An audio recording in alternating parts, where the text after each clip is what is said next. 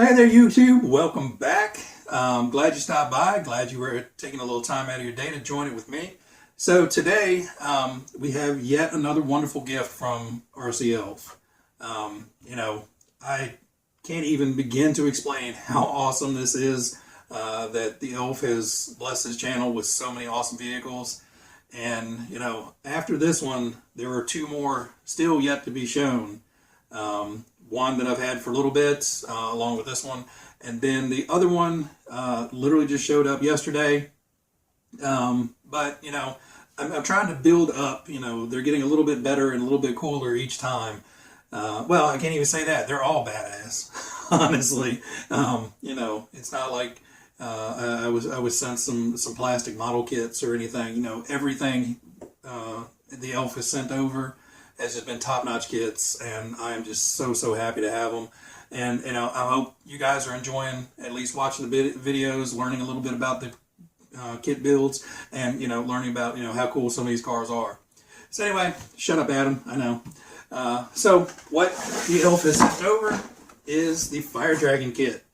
So this kit is very similar to the Thunder Dragon, sans the body change and the front suspension on this one. The Thunder Dragon kit has that single front shock, reminiscent to the Hot Shot, Thunder Shot chassis. And this goes back to a more traditional dual shock up front, shock tower and dual shock. So on this one, body is pre-painted. So again, it's pre-cut, pre-painted, just like the Thunder Dragon. So that is great. Don't have to buy paint for it. You don't have to spend time cutting out the body. Once you're built, get in there, slap the decals on it, and you're outside playing. So awesome kit. So I'm going to build this one. I'll take a few pauses during the build just to show you the progress and giving you tips along the way. Point out any errors I made, either not reading the instructions dummy or just stuff that is really easily confused. Anyway, I'm going to get it out on the bench. We'll take a real quick look through it. Again, very similar to the Thunder Dragon kit, but then I'm going to get to building. So see you guys on the bench. All right, guys. So we got everything laid out on the bench. Obviously, you get your standard Tamiya instruction manual and a very reasonably small layout of stickers. So decaling shouldn't take too long. Obviously, we have the pre-painted body. This will look a whole lot better once you peel that protective mask off of it. But for right now, we're going to keep that on there, just keep it from getting scratched. The kind of tri-star, tri-yoke spoke wheels. You have your round pin aggressive spike tires, and the wheels and tires are the same front and rear. To go along with the body, you have your driver guy, and then the flat chassis cover. I like this better. I'm not gonna lie. This, I'll just blast this with some black and then, paint the traditional driver figure. Seems a whole lot easier to me. Then you have your blue front and rear suspension parts, upper and lower suspension bits. Servo saver, you got the bright yellow shock parts, front and rear, so longer in the rear, shorter in the front. This is one differential between the two kits, between the Thunder Dragon and the Fire Dragon. You have your shock towers in this versus with the other one, everything is kind of incorporated into the front suspension, so you don't have the front shock tower. Then you have, remainder of, the battery guards, miscellaneous bits and pieces for the whole kit. You have your big differential trees, so you have your front and rear diff gearboxes. So you have your drive cups, or whatever you want to call them, your outdrive grabber triangles. I don't know what you would call them. Normally they're hexes on most kits. These are the big triangles. Your front knuckles, your rear bearing carrier hubs, your front bearing carrier hubs. So obviously the fronts have to be bigger for the bearings and for the CB shafts to go in and turn and all that good stuff. Then you have your drivetrain gearing. So you have your diff cups and then your main pinion to counter gear, and then the other counter gear to front drive. You've got the little coat hanger drive shaft, which I was kind of skeptical when I first put the other kit together, but it seemed to work fine. You have your body tub. So, you know, this is going to go just like the other kit where it's like build, build, build, build, and forever it doesn't look like a car. And then all of a sudden you get to mount everything to this kind of all at one time, and ta-da, you have a car. Front, big, huge front bumper skid. So it kind of ties in a lot of the front end, plus offers a good bit of protection. And then for electronics, you get the TBLEO2 speed control, so I'm fine with that. I'm using a little Spectrum receiver. It does come with the standard 540 silver can. We are putting a sport tuned in right away. I know how well this car is going to handle, and it can handle the sport tune no problem, and be a whole lot more fun driving it with that. TRB bearings. There probably mean one or two more needed, but I still have some more. And, you know, bag A, bag B, bag C. So in bag A, you have a lot of your gear train components, the motor mounts, and assembly hardware.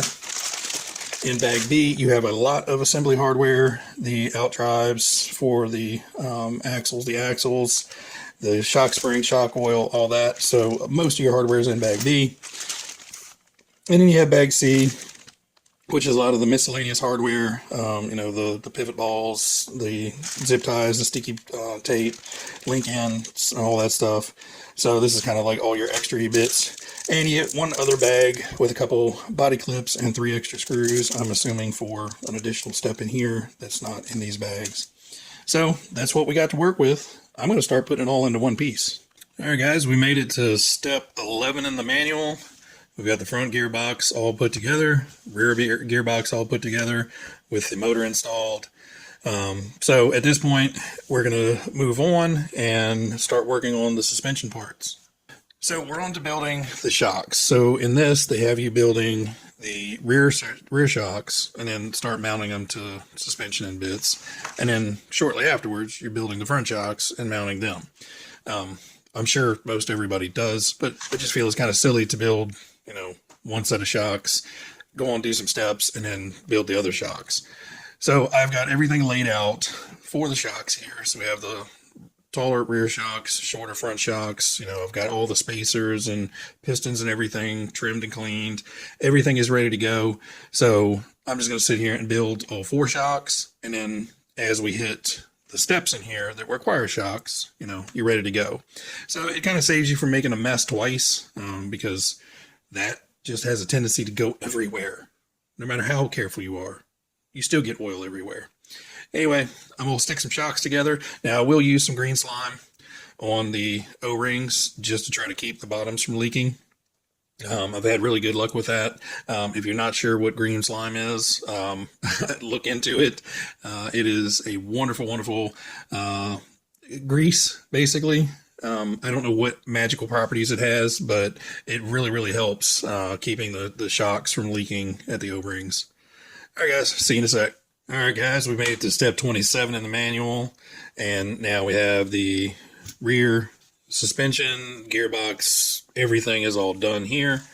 And then same thing with the front. We have the front suspension, so you got your sway bar and your shocks on now.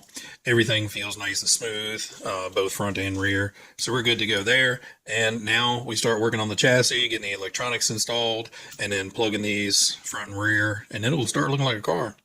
All right, guys, so we have the car already put together. Everything is complete. Everything is ready to run, been tested. You know, tires turn, steering turns, all that good stuff. You know, just general bench testing, make sure, you know, we're not doing this with the tires or something goofy. But, you know, everything went together really well. So no big surprises along the way. Not terribly surprising since I just built the Thunder Dragon not too long ago. So, you know, essentially same chassis minus the front end change up here with the dual shocks. Only thing I did note is, you know, getting the links onto the stabilizer arms, it's a daunting process. Because, you know, normally you just have a ball end and, you know, you squeeze it with a pair of pliers and it just goes right on. These, not that easy. So basically what I did is I put the link down onto the bench, the little short plastic link, and then just push the rod in there. Because basically you have the metal rod, you have a little tiny O-ring piece, then you have the brass ball, and then you have another little tiny O-ring piece that goes on after that. And that keeps the ball from moving, and adds some padding there as it kind of cycles up and down. But anyway, that's probably the hardest part, is getting that on. So getting the front end put together, there's a whole lot going on when you're putting that, bolting that in, and you got bits dangling here and there. Easiest thing to do is snap those steering rods onto this front ends before you even try to get the screws started. That way you don't have these things dangling around in your way and fighting you. So now I'm sure you want to know what it looks like, and that is what we look like all put together. Stickers go on fairly easily. The front one, you just have to kind of line that up with the shape of the front canopy and get that one laid down. And then this one, you just basically eyeball the center. All I did was just, pushed it onto the front of the canopy right there, and then just pulled it, and I had it sitting like this. So I'm holding it with this finger, and I've got this sticker up, and I could just drop it right down into place, centered back here, and that went on perfect. This one is probably the most critical to get lined up. Everything else kind of follows body lines, so those are pretty easy to get lined up. Having a pre-painted body makes it super quick. Other than the time it takes to cut out the decals and actually get them stuck on straight, So I'm going to take the driver guy in, get him painted. He just screws in through the top and will hang from the top portion. The inside looks really nice with this covered up piece. Now, one weird thing that happened to me with this, I cut it all out with my body scissors and everything. I test fit it before I took it down. And I'd even pre-drilled the hole back here for this screw. Painted it, and, just like I normally would. When I was carrying it back up, I just happened to just drop it. It's a sheet of Lexan. It's nothing. And I don't know whether it was just a miracle the way it hit the floor at just the perfect angle, but it actually broke back here. And it's not really at a cut line. I have no idea why or how that broke. Basically, I just put 2 layers of packaging tape and just folded it around so it's kind of packaging taped on both sides. And I just trimmed the packaging tape around there, drilled a hole through it with the tip of a hobby knife and put it on. All it is just keep crap out of there. So it's not important, but I've never seen Lexan just snap like that. Like I said, I guess it was probably just a goof that happened. But you notice no antenna sticking up. So basically what I did is I just bent the antenna tube and laid it over, and it stops, 2.4 gigahertz. You got a short low antenna, so it stops right before the body mount here, so you can't see where it's taped down at all. And that worked out great. So everything in here is nice and sleek, and all I did was put the decal right over the hole that was pre-cut there, and I took a little extra piece of decal sheet, just the clear part, and stuck it to the other side.